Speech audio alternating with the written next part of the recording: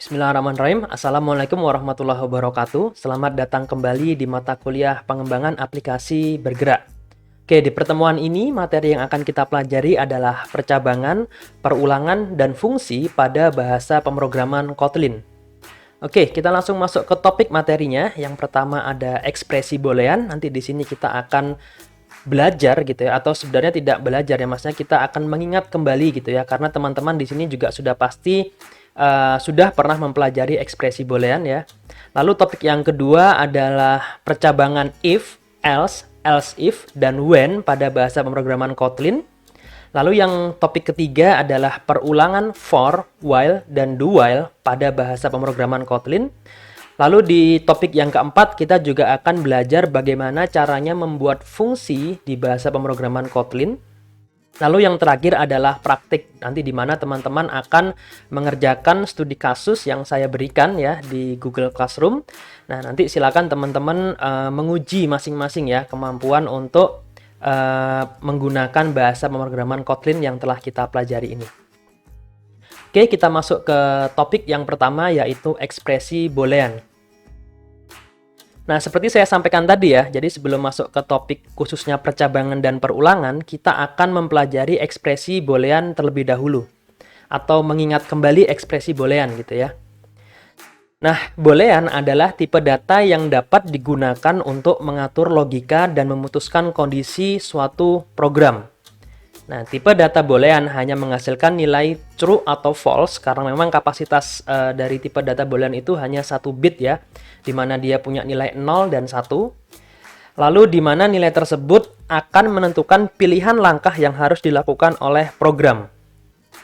Nah, pilihan langkah dapat disesuaikan dengan suatu kondisi tertentu sesuai dengan kebutuhan. Misalnya ya, misalnya ini contoh yang pertama, kita dapat memerintahkan suatu program untuk menjalankan perintah A jika kondisinya true.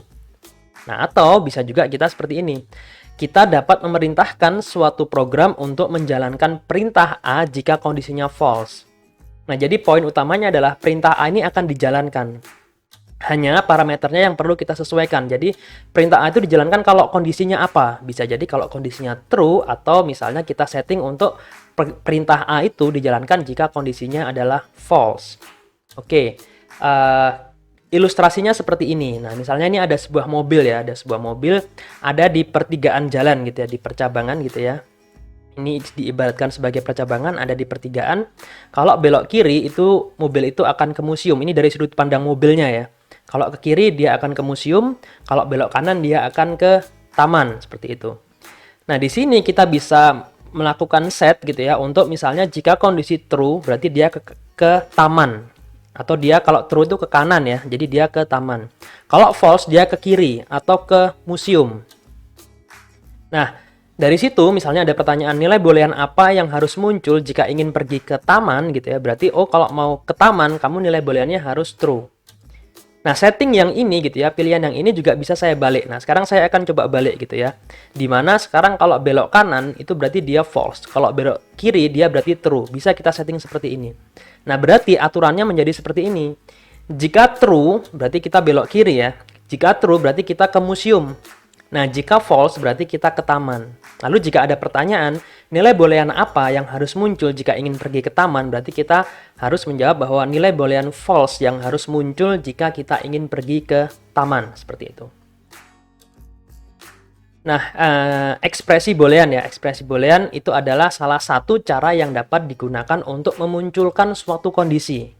Gitu ya, salah satu cara, karena bisa jadi kondisi itu langsung kita tulis secara langsung, jadi kondisinya true atau false gitu ya, atau kita menggunakan ekspresi boolean. Nanti kita akan pelajari seperti apa sih ekspresi boolean itu ya. Nah, suatu kondisi boolean hanya dapat didefinisikan dengan nilai true atau false. Masih ingat gimana cara kita bikin variabel ya, dipelajari di pertemuan sebelumnya. Kita menggunakan kata kunci var atau val ya. Nah, kita di sini pakai var ya, bukan pakai val. Jadi di sini kita pakai var, lalu nama variabelnya adalah var boolean 1, terus nilainya adalah true. Maka secara otomatis var boolean 1 ini akan bertipe boolean karena kita masukkan nilai boolean seperti itu ya. Di Kotlin bisa seperti itu. Lalu yang kedua, var nama variabelnya adalah var boolean 2 sama dengan false. Berarti kita membuat variabel bernama var boolean 2 dengan tipe boolean bernilai false, seperti itu. Oke, saya punya dua variabel di sini. Nah, selain diinisialisasi secara langsung, nilai true atau false tersebut juga dapat diciptakan melalui suatu ekspresi yang dikenal dengan istilah ekspresi boolean. Nah, tadi ini adalah alternatif caranya gitu ya. Kalau misalnya cara yang tadi yang var boolean 1 sama dengan true, itu langsung kita menginisialisasi. Jadi langsung kita kasih nilainya true gitu. Nah, tapi nilai ini juga bisa kita bangkitkan nilainya. Antara true sama false ini bisa kita bangkitkan dengan menggunakan ekspresi boolean. Nah, ekspresi boolean bekerja dengan membandingkan dua kondisi untuk menentukan nilai yang dihasilkan. Jadi dia membandingkan dua kondisi. Nah, untuk membandingkan kedua kondisi tersebut, nah kita dapat menggunakan operator bernama operator relasional. Jadi atau bahasa Inggrisnya relational operators gitu ya. Nah, kita bisa lihat apa aja operator relasionalnya ya. Yang pertama ada sama dengan ada 6 ya, ada 6 operator relasional ya. Yang pertama adalah sama dengan. Kondisinya adalah kita bacanya sebagai sama dengan gitu ya. Ini yang perlu diperhatikan dan jangan sampai lupa sama dengannya ini 2 kali ya teman-teman ya. Kalau 1 kali nanti dia itu hanya sekedar assign value, jadi cuma ngasih nilai gitu ya. Jadi kalau misalnya ekspresi gitu ya, itu sebelumnya biasanya ada sama dengannya, jadi mengisikan ke nilai. Jangan sampai salah, kalau sama dengannya 1 biasanya nanti programnya bermasalah, entah error atau nggak bisa dijalankan atau muncul pesan peringatan dan lain-lain seperti itu. Nah, contohnya adalah 5 sama dengan 5, maka dia akan menghasilkan kondisi true. Oke, tadi ada ekspresi boolean 5 sama dengan 5, berarti dia menghasilkan nilai true gitu. Kalau 5 sama dengan 3, dia akan menghasilkan nilai false karena 5 itu ya bukan 3 gitu ya. Oke, lalu operator yang kedua kita bacanya tidak sama dengan. Jadi tanda seru itu bisa diartikan tidak gitu ya. Not gitu ya. Kalau misalnya tanda seru sama dengan itu not equals atau tidak sama dengan. Nah, contohnya adalah 5 tidak sama dengan 3. Itu menghasilkan nilai true. Karena benar, 5 itu bukan sama dengan 3 gitu ya. Terus yang kedua, 5 tidak sama dengan 5. Atau 5 bukan sama dengan 5. Ya, maksudnya 5, ini malah salah gitu ya. 5 bukan sama dengan 5. Itu salah gitu. Karena 5 itu ya 5 gitu. Nah, jadi menghasilkan nilai false. Oke, operator yang ketiga adalah lebih dari. Atau beberapa orang juga ngomongnya lebih besar gitu ya. Lebih dari itu, contohnya 5 lebih dari 4. Dia akan menghasilkan nilai true. Karena memang 5 sama 4 itu lebih besar 5 gitu ya. True hasilnya. Nah, tapi kalau 5 lebih besar 6 gitu ya. 5 lebih besar dari 6 gitu. Itu akan menghasilkan nilai false. Karena 5 nggak lebih besar dari 6. Begitupun yang kurang dari ya. Kurang dari. Berarti kalau 5 kurang dari 6, berarti dia akan menghasilkan nilai true. Karena memang benar 5 itu lebih kecil dari 6. Kalau 5 kurang dari 5, dia menghasilkan nilai false. Meskipun 5 kurang dari 5 itu kan 5 sama Pak gitu ya. Enggak. Nah, kalau misalnya kita jadi kalau misalnya 5 kalau pakai kurang dari itu adalah yang di bawahnya. Jadi 5 kurang dari 5. Jadi yang kurang dari 5 itu apa? 4, 3, 2 kayak gitu. Nah, tapi kalau misalnya kita pakai sama dengan seperti dua operator yang di bawah ini ya, contohnya lebih besar sama dengan gitu ya. 5 lebih besar sama dengan 5 itu akan menghasilkan nilai true. Karena ketika kita tanya yang lebih besar dari 5 itu berapa gitu. 6, 7, 8 dan seterusnya. Tapi kalau kita tanya yang lebih besar sama dengan 5 itu berapa? Itu 5-nya ikut dihitung. 5, 6, 7 dan seterusnya. Begitupun yang kurang dari sama dengan gitu ya. Kalau misalnya 5 kurang dari sama dengan 5 itu menghasilkan nilai true. Atau di sini contohnya 5 kurang dari sama dengan 6 itu sudah pasti true. Kalau 5 kurang dari sama dengan 4 itu false. Karena bahkan tidak sama aja enggak gitu ya. Contohnya kalau misalnya 4 kurang dari sama dengan 4 baru menghasilkan nilai true. Karena yang lebih kecil sama dengan 4 itu berarti nanti 4-nya dihitung. 4, 3, 2, 1 dan seterusnya. Oke, kita langsung coba aja gimana caranya menuliskan operator relasional ini gitu ya. Menggunakan editor kode Kotlin. Nah, seperti biasa silakan teman-teman buka editor kode di browser ya.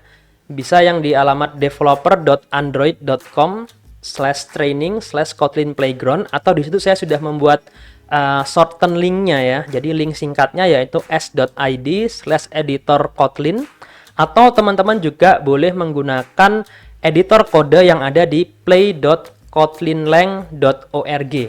Sama aja ya, cuma beda visualnya aja, beda tampilannya aja. Oke, sekarang kita akan coba ya praktiknya. Silakan nanti teman-teman ikuti apa yang saya tuliskan ya. Oke, seperti ini ya kodenya. Silakan teman-teman menjeda videonya untuk menuliskan kode ini. Oke, kita akan mengawali dari yang pertama dulu, yaitu println ya. Kita langsung akan menampilkan hasilnya di sisi output ya. Kita akan coba untuk ngecek ya yang sama dengan dan tidak sama dengan dulu. Jadi semuanya ini sementara saya tutup dulu biar enak kita ngeceknya. Lalu saya coba jalankan. Nah, di sini menghasilkan nilai true ya, teman-teman ya. Jadi tes itu adalah sama dengan tes, tapi cek itu tidak sama dengan cek karena yang satunya huruf kecil dan satunya huruf besar. Oke, kita lanjut ke yang tidak sama dengan tapi dengan tipe data integer. Nah, tentu saja hasilnya adalah false ya. Lalu sekarang kita coba yang lebih besar dan lebih kecil ya. Di sini. Oke. Kita jalankan. Nah, yang pertama 5 lebih besar dari 5 tentu saja hasilnya adalah false ya. Dan yang kedua 5 kurang dari 4. Itu tentu saja hasilnya adalah false. Oke, selanjutnya kita coba yang ini ya, ini tipe data double ya. Tipe data double kita lihat di sini, kita jalankan. Nah, yang pertama menghasilkan nilai true karena kita menambahkan lebih besar sama dengan. Jadi ketika ini sama gitu ya, akan dianggap sebagai true.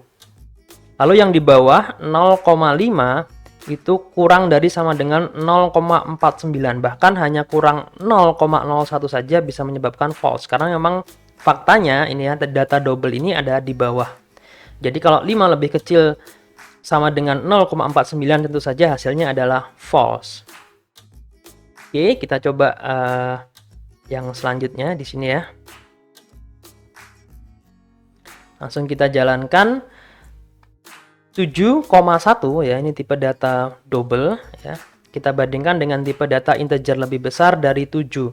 Menghasilkan nilai true karena memang dia lebih besar 0,1 gitu ya.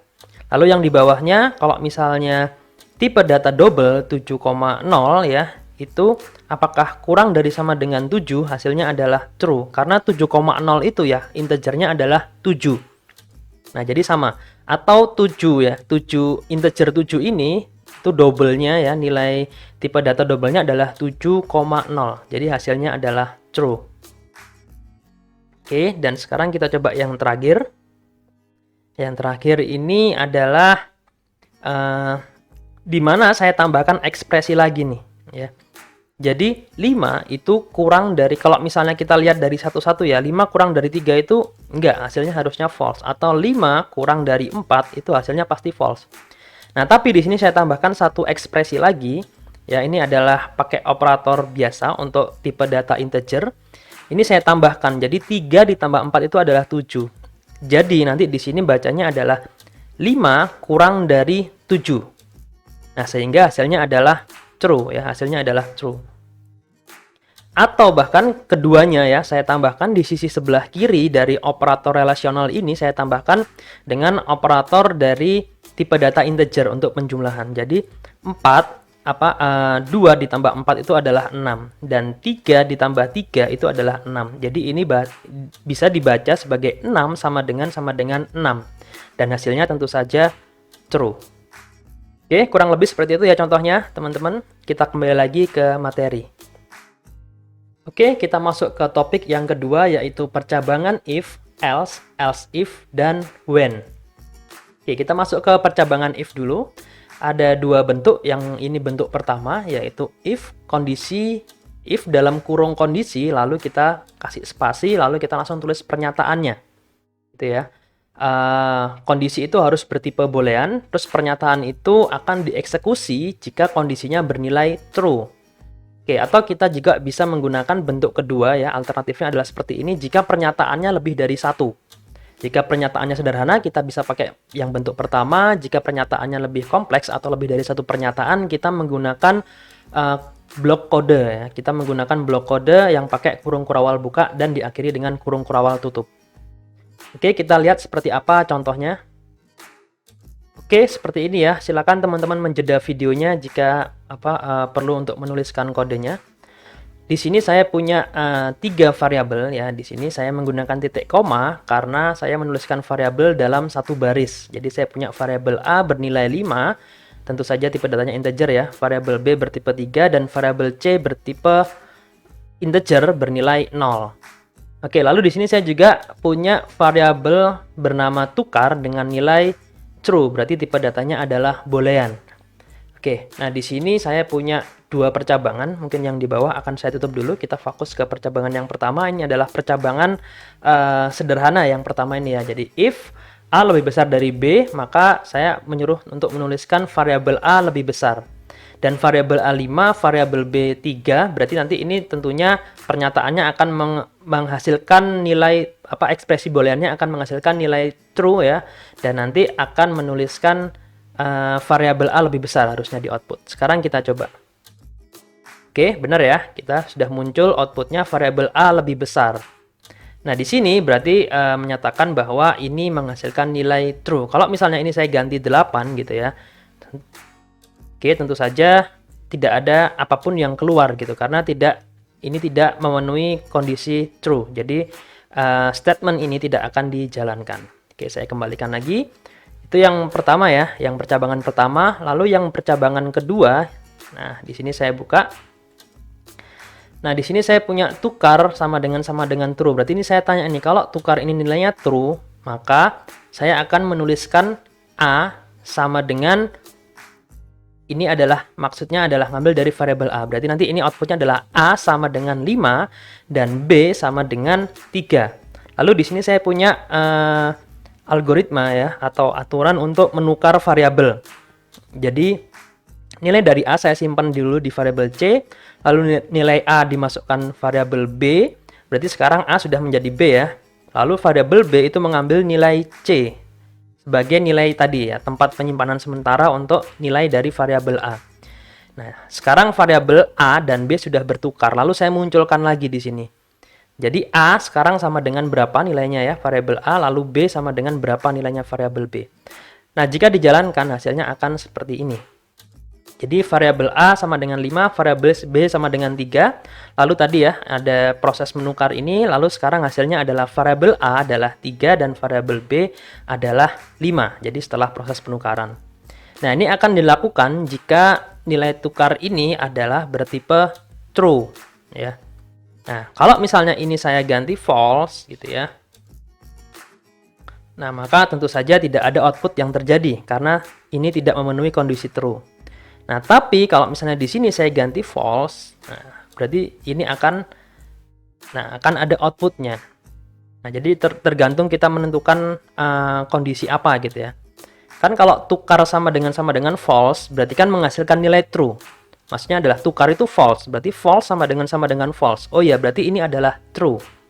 Seperti itu ya. Selanjutnya adalah percabangan else ya. Sama, ada 2 bentuk. Kedua bentuknya ini juga berhubungan dengan banyaknya pernyataan yang akan kita buat. Kalau misalnya hanya satu pernyataan, kita bisa menggunakan bentuk yang pertama. Jadi if dalam kurung kondisinya itu pernyataan true, lalu else pernyataan false. Maksudnya adalah ketika kondisi di if ini ya, ketika kondisi di pernyataan yang true ini memenuhi syarat alias kondisinya adalah true ya, maka nanti kita akan menjalankan pernyataan true. Tapi jika kondisinya tidak true atau false alias false gitu ya, maka kita akan menjalankan pernyataan yang ditulis setelah kata else. Oke. Nah, kalau bentuk kedua itu sama seperti bentuk pertama, hanya saja ini kita gunakan apabila pernyataannya lebih dari satu. Sama juga if kondisi ya, ada kondisi di sini. Jika kondisi true maka dia akan menjalankan pernyataan-pernyataan true.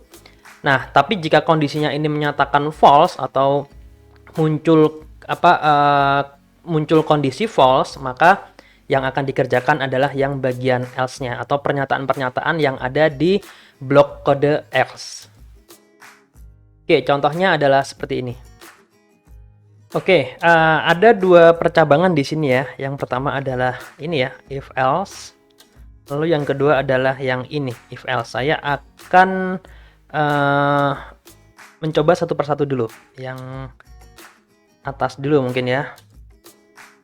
Nah, di sini ya ada if else sederhana yang bisa langsung saya gunakan untuk menentukan variabel apa yang ada di suatu nilai apa yang ada di suatu variabel. Contohnya di sini saya punya dua variabel yang sudah saya inisialisasi ya.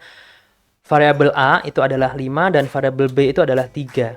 Lalu variabel C di sini saya ingin memasukkan sesuatu atau memasukkan nilai di variabel C adalah nilai yang terbesar di antara variabel A dan variabel B. Gitu ya. Nah, maka saya bisa menulis seperti ini. Var C sama dengan if ya. Kalau A lebih besar dari B, maka masukkan nilai A. Tapi kalau enggak, berarti masukkan nilai B. Berarti ini nyari yang lebih besar ya. Jadi kalau misalnya A lebih besar dari B, itu nilainya A yang dimasukkan ke dalam C. Lalu kalau enggak gitu ya, nilai B yang dimasukkan ke dalam C. Nah, sekarang kita cek di sini. Nah, berarti nilai C gitu ya, setelah itu saya tampilkan nilai terbesar adalah variabel C, yaitu 5. Nah, sekarang kalau misalnya ini kita coba ya dengan data lain yang tentunya ini harusnya 8 ya. Karena 5 lebih besar dari 8. Oh, ini salah, menghasilkan false. Berarti yang diambil adalah nilai B yang dimasukkan ke dalam C. Lalu saya tampilkan nilai C di sini. Oke, saya kembalikan lagi ke 3. Nah, sekarang di sini saya tutup di sini ya. Saya tutup. Nah, di sini saya buka. Nah, sekarang kita akan mempelajari yang atau kita coba membaca yang di sini ya. Jadi kalau misalnya A itu lebih kecil daripada B, maka dia menjalankan ini. Tapi kalau enggak, dia menjalankan ini. Gitu ya. Terus nilai terkecil sama dengan A. Ini mencari nilai yang terkecil. Jadi A lebih kecil dari B enggak? Kalau dari fakta ini tentu saja enggak ya. Berarti masuk ke sini. Jadi nilai terkecilnya adalah B. Berarti C kurang dari sama dengan B. Kita coba aja ya hasilnya berapa. Berarti selisihnya adalah ini. Jadi pertama tetap kita nyari nilai terbesar ya. Terus habis itu nilai terbesar akan kita kurangi nilai terkecil. Kita coba. Nah, nilai terkecil adalah 3. Antara 5 sama 3 ya. Itu nilai terkecilnya adalah 3. Lalu selisih terbesar, tadi kan C kan berarti kan yang terbesar ya, nilai terbesar. Selisih nilai terbesar dengan yang terkecil itu adalah 2. Ya, benar ya, 5 dikurangi 3 itu 2. Nah, sekarang ini kalau misalnya kita coba 8, berarti dia akan masuk ke yang sini, karena A kurang dari B, ya kan, berarti benar. Ini menghasilkan nilai true, lalu akan mengeksekusi ini. Berarti nilai terkecilnya sekarang adalah variabel A, alias 5. Terus ketika C ya, selisihnya adalah C kurang dari sama dengan A. C itu kan tadi kan nilai yang terbesar ya, berdasarkan ini ya. Berarti C nilai yang besar, berarti 8 dikurangi 5, hasilnya adalah 3. Lalu di sini saya tampilkan. Jadi outputnya seperti ini, nilai terkecil adalah 5, selisihnya adalah 3. Berarti nilai terbesarnya adalah 5 ditambah 3, 8. Oke, seperti itu ya teman-teman contohnya.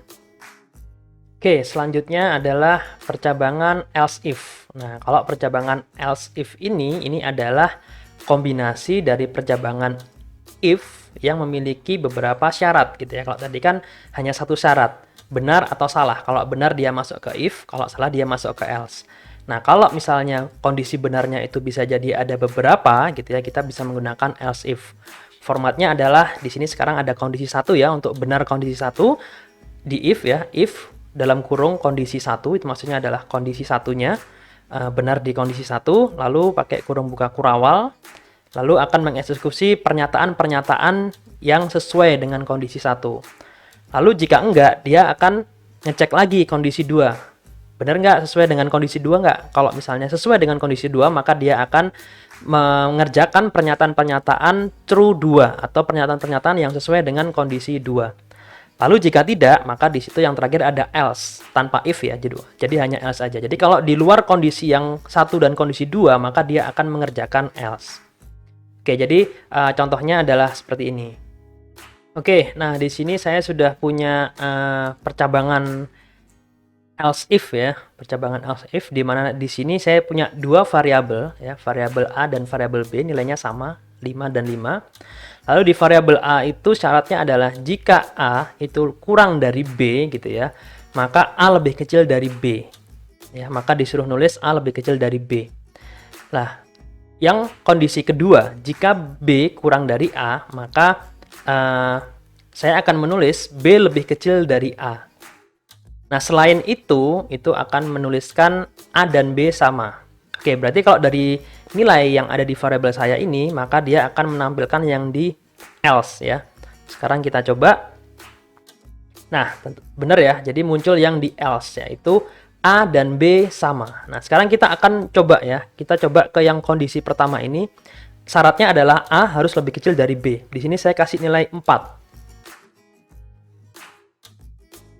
Oke. Nah, maka muncul A lebih kecil dari B. Sekarang saya akan coba ya, untuk masuk ke yang else if. Syaratnya adalah B itu harus lebih kecil dari A. Di sini ya, B-nya saya tulis 3. Oke, nah berarti di sini outputnya adalah B lebih kecil dari A. Nah, contohnya seperti itu ya. Jadi di sini ada dua kondisi gitu ya. Jadi dia akan ngecek di sini dulu. Jika tidak sesuai, dia akan ngecek di sini.